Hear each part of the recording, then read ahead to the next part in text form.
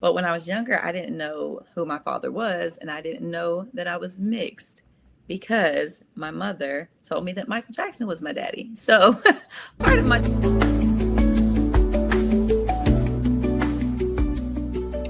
Hey, welcome back to the Torch Mom podcast. We have a special guest with us tonight, Vital, a Torch Mom taking on risk and crushing hate daily. Vital, welcome to the show. Thank you. Thank you for having me. Hey, y'all. It's such a pleasure to have you here. Listen, are you ready to get this party started? Ready as I'm going to be. Okay, well, let's dive into these questions then. All right. Uh-oh, that look on your face lets me know you about to ask some like questions. Oh, yeah, we're going to get Okay. into it. We're Okay, about to let me get put my into thinking cap on. it. Okay. Let's go. I'm an open Right. What was your childhood like, and how do you think it shaped the woman you are today? Oh, we're getting straight to it. Okay. See, just straight on that. Okay. So childhood. It's a little bit hard to sum that up into a short sentence, but I'm gonna try. I was raised by my mother. I had two little sisters. I'm the oldest of two on my mother's side, and four on my father's side. But when I was younger, I didn't know who my father was, and I didn't know that I was mixed because my mother told me that Michael Jackson was my daddy. So part of my childhood, I thought Michael Jackson was my daddy. So there's a fun story for you guys. But I grew up in a very militant household, and then later found out that my biological father is white, and so that was a little bit traumatizing as a child. I experienced a lot of trauma growing up, different forms of trauma, physical, mental abuse, mostly mental, but it definitely has shaped the woman I am today, in that I am very self aware, and I realized as an adult that I had a lot of trauma to heal from. And so I have spent my entire adulthood healing from that trauma. And now what I do today as a career is to help other people to heal from trauma. So that's what shaped that for me. Hmm. Okay. And then who would you say you were before motherhood? What were you passionate about, and what did your life look like? You know what? That's a tough question and kind of ties into your last one, because who I was before motherhood, like that's hard to think about because I literally feel like I've been a mother forever. I had a huge involvement in upbringing with my little sisters. I was always the mother figure, and so didn't that just carried into adulthood and just got even more. So, being big sister, you always kind of have that mom tendency anyways. But so yeah, I mean, my children now, like that's what I live for. That's what makes me operate. That's what makes me keep going and keep pushing forward even when I'm exhausted. All about the children for me, and not just my children, but I often tell people I have three kids that I birthed. I have eight total. The rest of them my sisters gave birth to. So when they were born, they're like all my babies. So counting my sisters, I got 10. But yeah, it's that next generation for me. That's what it's all about, because one day we're gonna be gone from here, and it's about the legacy you leave behind. So that's what drives my purpose. Yeah. And when I go back to my question with asking, what were you passionate about in your early adult years? What was your life looking like then?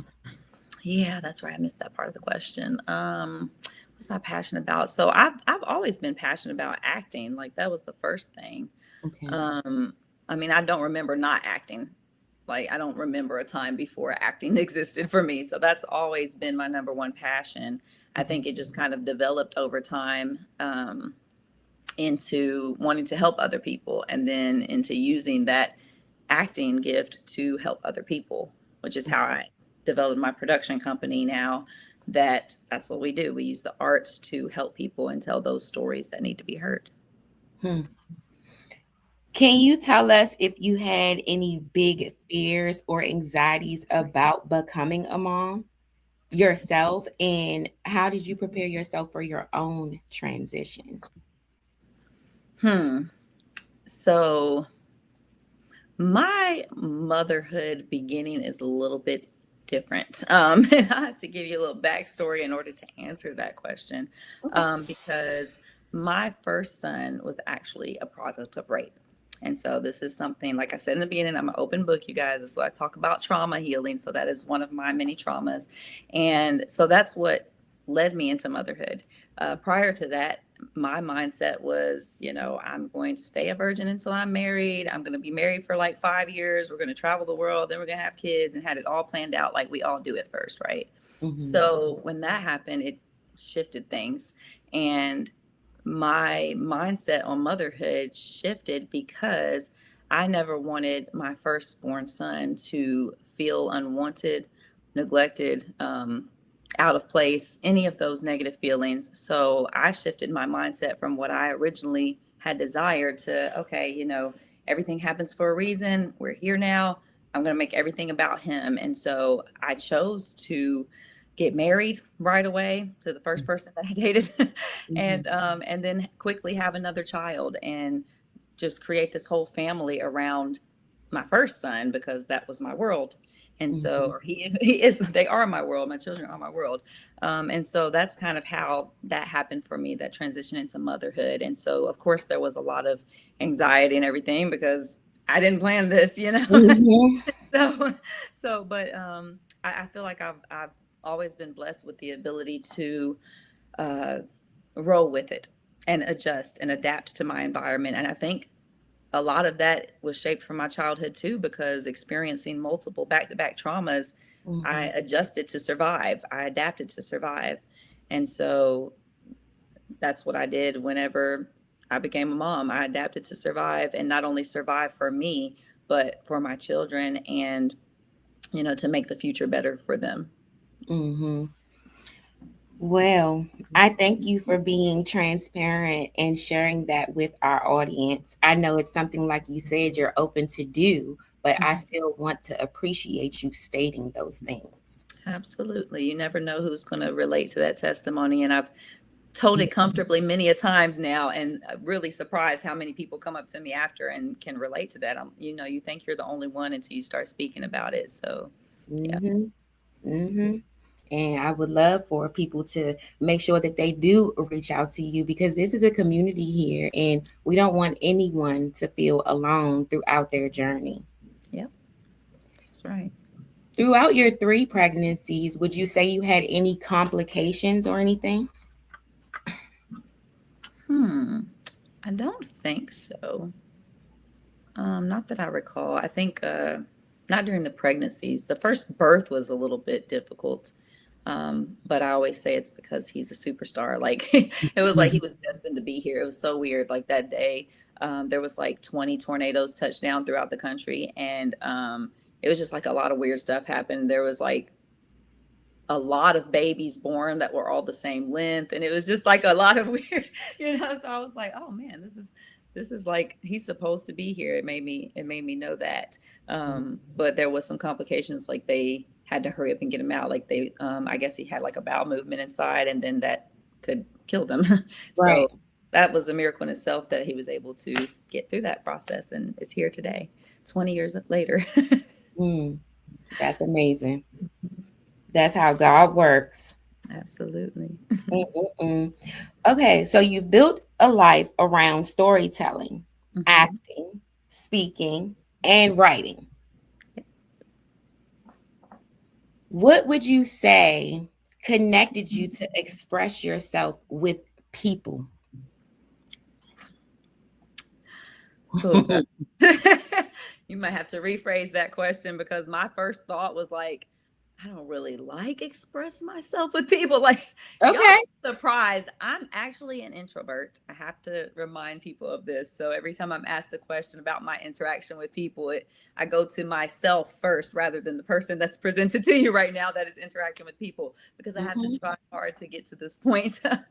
So yeah, so ask me that question. I got to find a proper answer for you because Well, you just gave me a proper answer. You was gave that me your most authentic answer because I was going to tell you I'm not going to re-ask it once you just answered it. I'm like, I feel like that's I try to say the first thing that comes to my mind, no filter, but like, Yeah. yeah, my interaction with people is based out of like I know what I'm called to do. I have faith in that and I walk in that daily, even though me and God be having conversations like, do I really have to do this today? So, like and then I'd be like, why did you make me an introverted person if I got to be out here with these people? So it's like, I don't know. God works in mysterious ways. And I found out the more that I talk about that too, the more I get other actors that are like, oh, me too. And I'm like, really? Like, I would have never known that about them either. So I guess it's just stepping outside of your comfort zone. And I don't know. I don't know why we're made that way, but that is what it is. Mm-hmm. I ain't even wondering why because it's supposed to happen the way it is, It man. is. It is what it is. As they say. Mm-hmm. And would you say that storytelling became a form of healing for you before it became your career? I've never been asked that question that way. So storytelling is definitely a form of healing for me. I can answer that part, but not necessarily before it became my career because I was already doing this like since elementary school. Like I was acting and everything, and then once I got out of college, I went straight. I didn't finish college. I went straight into acting full time. So Okay. it became my career first, and then I started telling the stories. So yeah. I think that's the order that happened in. It's often jumbled up. It's been so long. I don't remember. I love when you guys go through that reflection moment. And that's the point of this, Yeah, like you got some very specific questions. So I'm like, let me remember where that was at on the timeline. Well, I guess technically I was telling stories like even during my traumatic childhood, I was telling story because I was writing in my journal. And so it wasn't until I became an adult that I published that into a book. So most of what my first book is journal entries from childhood, like actually writing and coping through the things. So it was definitely healing as I was going and surviving and helping me keep my eye on the light at the end of the tunnel. Looked at it. So I feel like they kind of work together, the acting and the storytelling healing part. But then I just stepped into it full time because it wasn't even like by choice, honestly, how I didn't finish college because this was around the time my first son was born and I was having had stalkers and all kinds of crazy stuff going on. It's a whole nother show, but I wasn't going to class anymore. And so my grades started dropping and I was just going through a whole lot at that time. And so I tried to appeal it and it didn't work. And it was like, there was this other girl that was just wilding out in college and she had the same issue. She got the same appeal and her appeal worked and mine didn't. And I'm looking at her appeal like, now I know dang all well because I'm a writer. Like like they took this and didn't take this and she's out here wilding out and I'm telling them like I have this situation going on and she stayed and I got kicked out and I was like, okay, adjusting again. Here I go. This must be meant to be. This is what God wants for me because if that didn't work, then what's next. And so that's when I decided to go ahead and make it the full-time career at that point. Yeah. So sometimes you got to be pushed into it. I had to get a little nudge. I see. Man, the way that the turn of events happen. Okay, so let's turn the tables real quick. All right. Because while you were running a nonprofit, I know where this is going. serving the homeless, you were secretly living out of your car yourself. Yes. So, what was it like carrying that reality privately while still showing up to help other people every day? there's just such a specific way that you ask the question that it's like, as soon as I think I know where you're going, I come up with the answer. And then I'm like, no, she kind of changed the way she asked it. So let me change the way I answer it. Mhm. Well, I'll say this. The homelessness for me came probably after I started helping, I believe. Yeah, that's the order that it happened in. So it was like what first sparked my interest in helping the homeless was this man named Gary. He was just on the side of the road, man with a sign on the side of the road. I guess I just had time that day and I decided I wanted to ask him some questions and find out what his story was and why he was in that situation. I don't know really what possessed me to do this. I just cared. Like I had, I was pulled to him and I cared about his situation and I wanted to know what got him there. And so I talked to him, actually took him and got him groceries.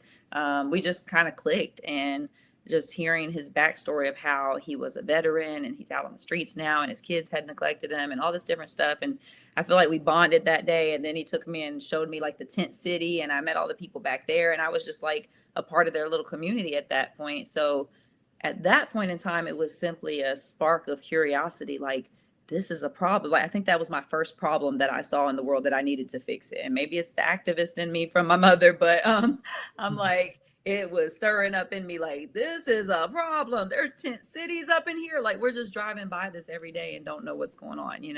So so that just made me want to help more. And so I believe this is the way I see how the timeline played out. I believe that it was me asking God to use me in that area that caused me to become more usable in that area. When I went through my hardest stint of homelessness, I was actually married at the time, had both the boys. So it was the four of us living in our car. And it was like going to get assistance from anywhere. I'll just sum it up to say anywhere.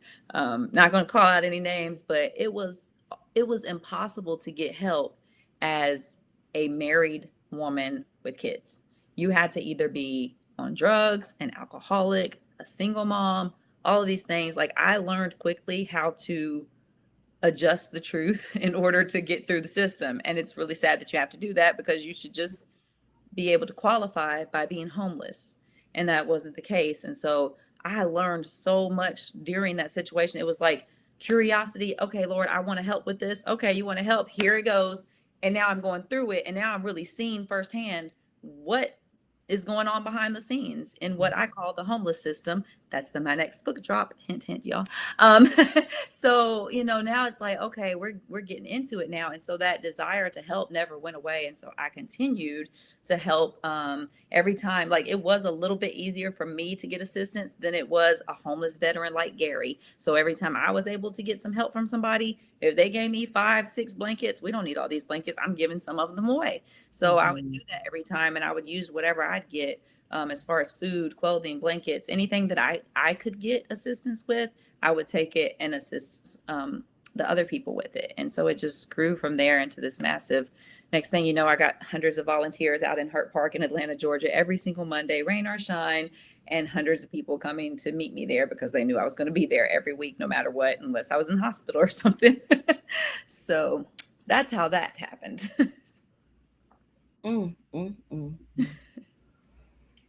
Well, so how did you emotionally survive a season where you were pouring into others while still silently struggling yourself?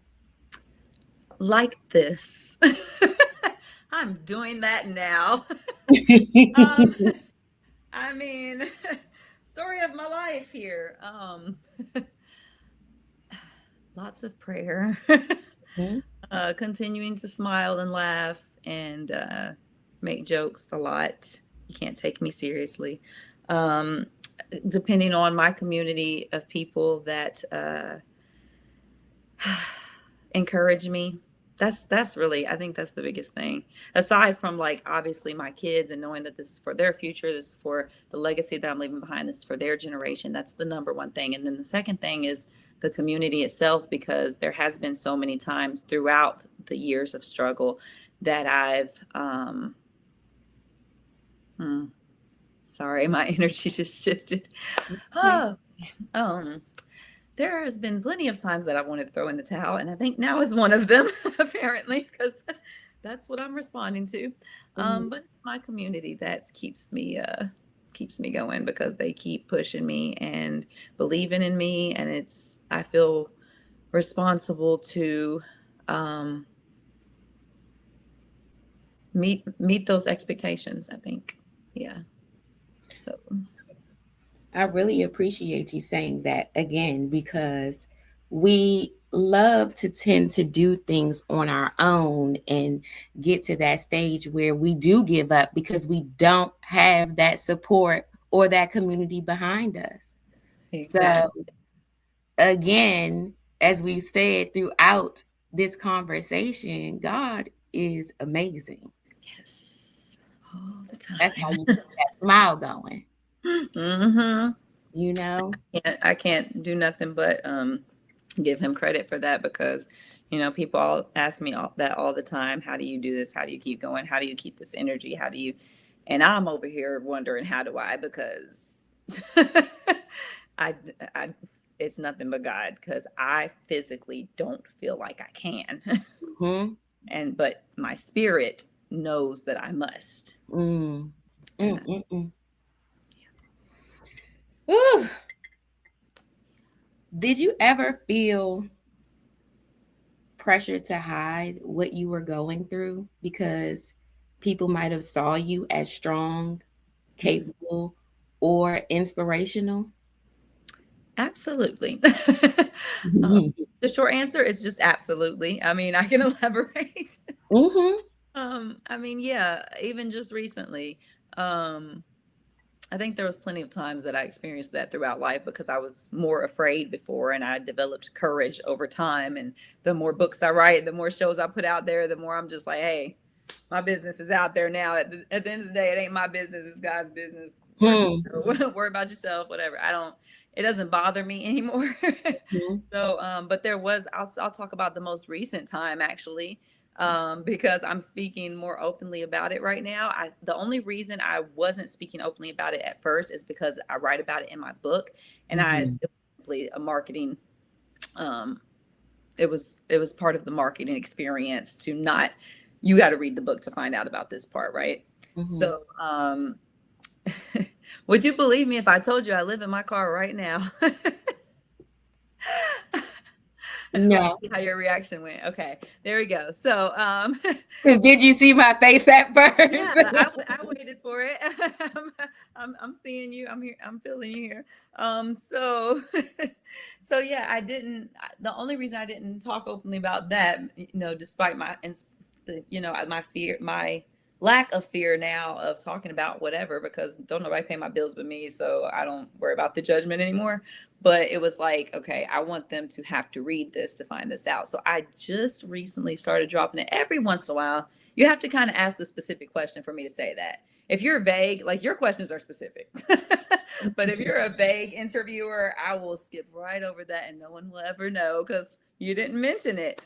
But since Mhm. you mentioned it, I like to call myself a full time traveler. I no longer like the word homeless because I feel at home anywhere and everywhere. As you can see, I'm currently in a house. So whether I stay with a friend, I've literally, like, this is okay. I'm gonna have to plug my book real quick because this goes with the conversation that I'm having here. Bring Is it that on. okay? Let's plug? Bring it Okay, on.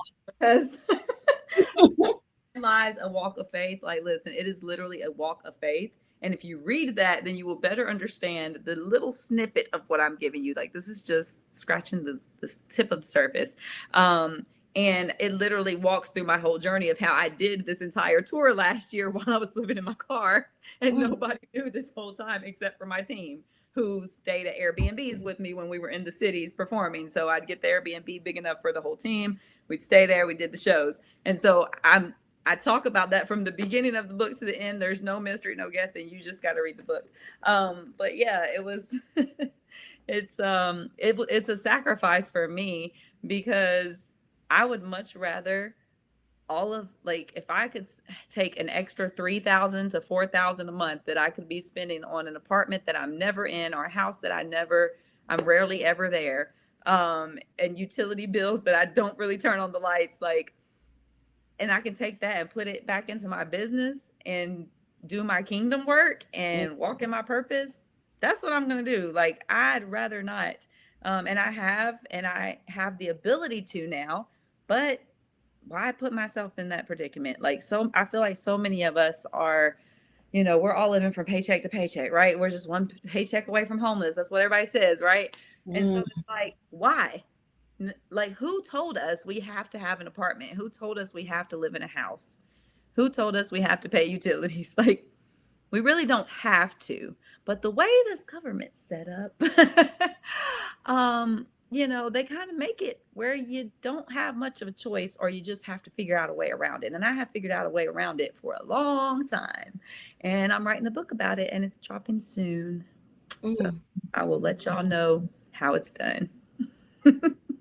Wow. Because you'd be surprised how many people are either in a situation where they're having to make that decision, or they're just sick of paying bills and they want to save up, or they want to pay off some debt, or whatever it is that their reason is. You can search now on YouTube for people living in their car. There's quite a few of them, way more than what are talking about it. And I'm going to go ahead and let your show be the first place that I drop this little bit of information. I have a documentary coming to YouTube soon, all about my car living experience. So I'm actually shooting it as we speak on a regular basis, of what it's like being a mom and managing multiple businesses as a serial entrepreneur and living out of my car. So find that on YouTube. You cannot, and you will soon, because it's going to be dropping soon. So you're the first. Y'all get the exclusive details here on the Torch Mom podcast. That's for you. And I know your emotions are so overwhelmed right now, but you somehow keep finding questions to ask. I don't know how you're because I am wild right now. Okay.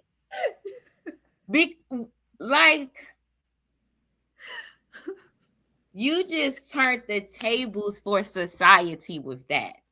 Did. Oh, that gave me chills. All right, next book's coming. I know, I'm working on it. And when we find out about it, y'all, I'm gonna let you know it's out. Yeah. Cause what? Yeah. You talking but about? I will recommend you read this one first, because it's a segue into this how we got here. Don't worry. Now let's backtrack to all the years. It'll be in the description section for them. Go on here and tap, because they know they need to. Absolutely. Before the next one drop. Yep. Yeah. Because this need to happen. What does Torch Mom mean to you? Torch Mom. I get a visual of a flame, and because I'm on fire right now, as a mom, as a business owner, I'm just picturing how you light the torch, like you see in the old Indiana Jones movies, and they got the torch lit in a dark cave, and it kind of means shining your light for me, as well as continuing to burn with that passion and desire for what your purpose to do, and just keep walking forward in it through the dark cave if you have to, with that light just shining. That's what I'm a visual person, so that says a lot just in the title, Torch Mom. Y'all better drop them perspectives, okay? Yeah, y'all better drop them perspectives. Give us a truth about resilience that you had to learn the hard way. Where do you get these questions from? Your questions be having me thinking, got me using all my brain power. Dang, a truth about resilience I had to learn the hard way. See, because it's a two-part question. I can tell you some truths about resilience that I had to learn, but did I have to learn them the hard way? I guess my resilience comes from the Most High, because how, no way in my flesh could I be as resilient as I am. I've just, like I said, I've scratched the tip of the iceberg, what I've told you guys today, and that was a lot and overwhelming. So you can only imagine, but to be that resilient, that's got to come from God. So that's not really something I learned the hard way. I will say that it's not easy. And I had to learn to give myself grace when I'm emotional or overwhelmed or stressed out or want to punch somebody in the face or I'm feeling violent and I'm over here praying, trying not to go to jail. Yeah, I have to like give myself grace for that, because at the end of the day, like over the years, I know enough about myself now to know that even if I hit a breaking point, like, or what I feel like in that moment is a breaking point, I can tell myself now, just rest and cry it out, whatever you need to do, and you'll get back up tomorrow. Cause I know I'm gonna get back up tomorrow. Like I'm just comfortable. Like it's not even like a can I make it through this? It's like, let me just be here for a minute and I'm gonna get back up tomorrow because I've done it so many times. So why would I stop now? So that was something I had to learn over time too when it comes to resilience. But just giving yourself grace, I wouldn't yeah, that's necessary. I wouldn't necessarily say I learned that the hard way, but yeah, that's it. Well, Yeah, she had to if it sip the ain't easy, tea. it got a little bit of hard in it, right? Yeah, I mean, life was the hard way, I guess. Mm-hmm. Because we got to have some unlearning and relearning going on throughout these processes Yes, to give ourselves that good old grace. absolutely. Mm-hmm. Yep. Is there one thing you wish someone had said to you during your hardest season?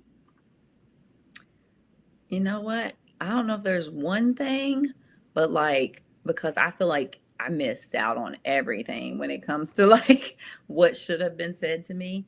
The things that I purposely say to my children now because I know it was missing for me. Just someone being proud of you, just the encouragement that you can do it and you got this and you can do whatever you set your mind to. Like all of the things that I tell my kids now are what was missing for me. And I'd probably be a lot further along now had that been there. So I can't narrow it down to just one thing, honestly. All the things, all the positive things. Well, whatever you feel is what I want to hear. Yes. So I'm thankful that you dropped them all. Mm-hmm. Yeah, because I ain't putting no halt on any of your words or your voice. Share it how you see fit. Although I am finding myself having to brace myself before you get to your next question. Like, okay, here we go. What's she about? Let me hold on to this chair. I'm along for the ride. It's okay. This one is a little bit, it's a little more chill. It's a little more chill. No, I love your questions though, because like I do so many interviews and podcasts, and like I can't stand when I get on one and they're just like, so tell me about yourself. And you're like, can you narrow that down a bit? So I love it being very specific. So it segues into something. So this is beautiful. Wow. You're an amazing host. Thank you. While we're on positive affirmations. Thank you. So we know you have a book about to come out. I know that you're on tour, but the audience doesn't. So what are your upcoming projects or ventures that you're excited about? Yes, I'm definitely excited about the book that I mentioned. So I recently dropped Nine Lives, which is the book you guys saw here. Recently dropped that in December. So it hasn't even been out that long before God started giving me the other stuff. And I'm like, ooh, it's all coming so fast. But I'm ready for the next one, which is called The Homeless System. It is a book that is literally 20 years in the making. Like I've been writing it for almost 20 years now. That's how long it's been going on. And it's, it's like in God's time, but I'm gonna keep writing on it, working on it. So that's coming out along with a workbook that is going to help people know how to navigate homelessness and car living and all of the things. So if you're faced with that situation, I'll be dropping a workbook for you guys shortly that will segue into the homeless system book. And the biography is going to be dropping probably before all of that too. That'll probably be the first thing to drop, will be the YouTube videos. It's probably going to be like 8 episodes. We're still working out all the kinks, so I can't say too much as far as the date and everything yet, but that's going to probably drop first and then kind of draw the audience into what we're doing with the book and the workbook. And so after that is the stage production, which I've already done probably like 16 times, I want to say. It's called The Face of Homeless. and that is a stage play that I do about my book that hadn't been published yet. So there's always a book and a play and a movie, and they kind of all go together. And eventually we'll add a song because we're gonna add music to our production company. So we've got a lot going on and a lot coming up. But all of those things that I just told you guys, I had to take and put them in a little compact ball and sit them to the side for a moment, because right now I am in the running for Entrepreneur of Impact 2026. And that kind of took priority. Not kind of, it literally consumed my whole life in days. And now I'm like, all the stuff sitting over here waiting for me to get to it when this is over with. And I cannot wait for it to be over with. It will be over with in a week, but I'm in the semifinals right now.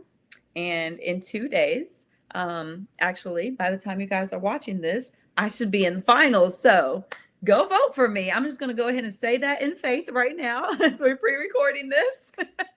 Go vote for me, because I am in the top 8 in the finals for Entrepreneur of Impact 2026. So that is a life-changing opportunity. It definitely was worth me putting everything else on pause for a minute and losing sleep and all of the things that I'm sacrificing behind the scenes in order to win this. Because not only do I get the initial $25,000 investment into our business to take our next show and the projects that I just mentioned to you guys, take all of those things. It will be an investment for those to go to the next level. But also I get a mentorship with Daymond John and a spread in Entrepreneur Magazine, which will give us global exposure. So all of those things combined are, it's level up season for Us 3 Productions. So no matter what happens, it's happening like right now. The time is now. So, which is why I'm on fire. All y'all torch moms out there.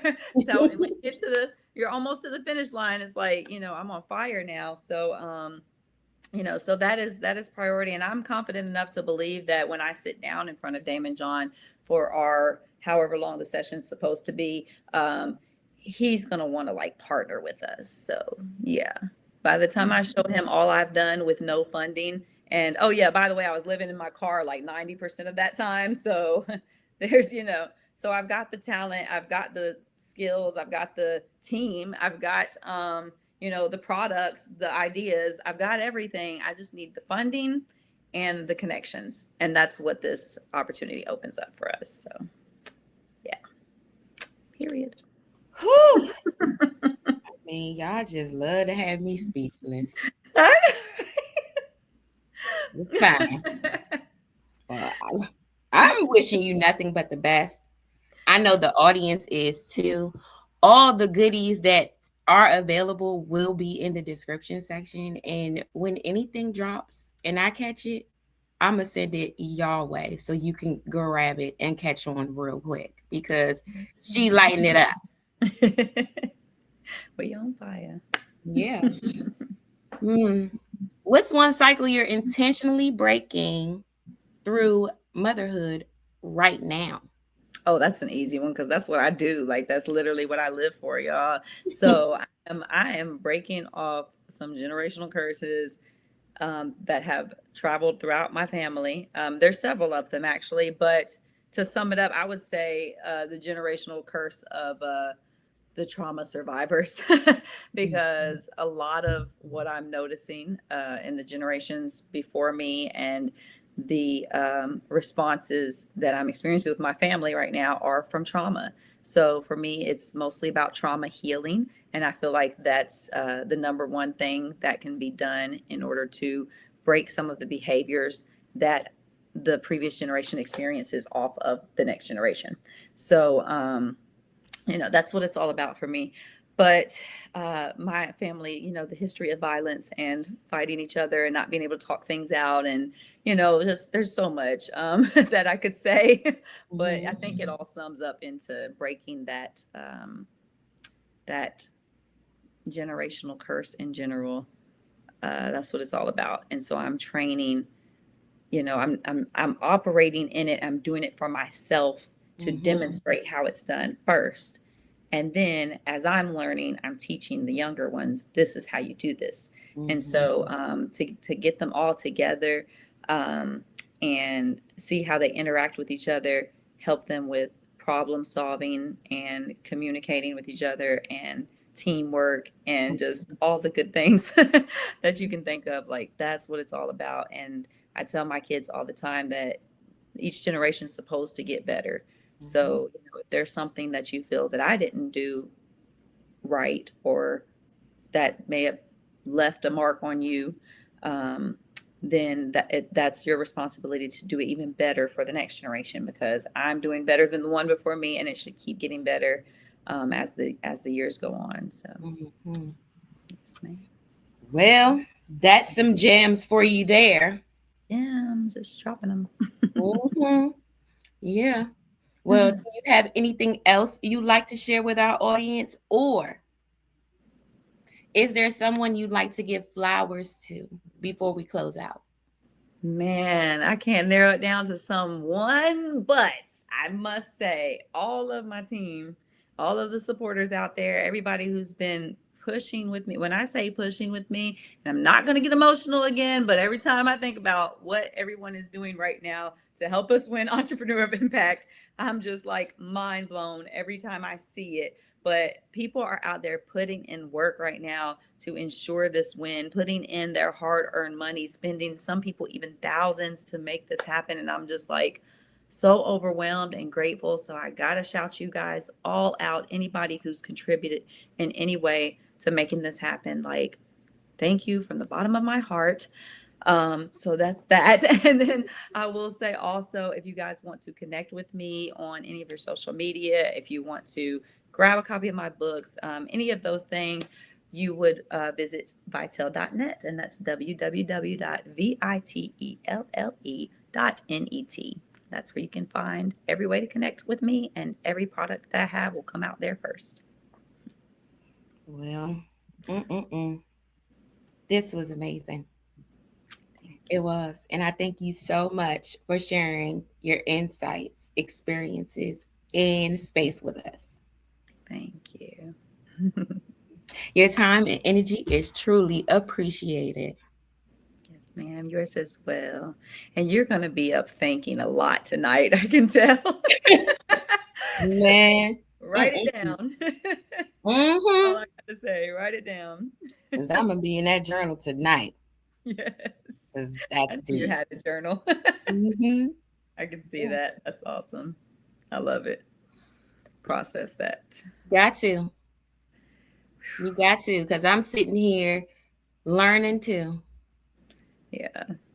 Yeah. And yeah, because I'm awake now. Like, I was the first to wake up, and now I'm like, we up now. Hey, all right. Look, if you love today's episode, please subscribe, leave a review, and share it with another mom who needs to hear this.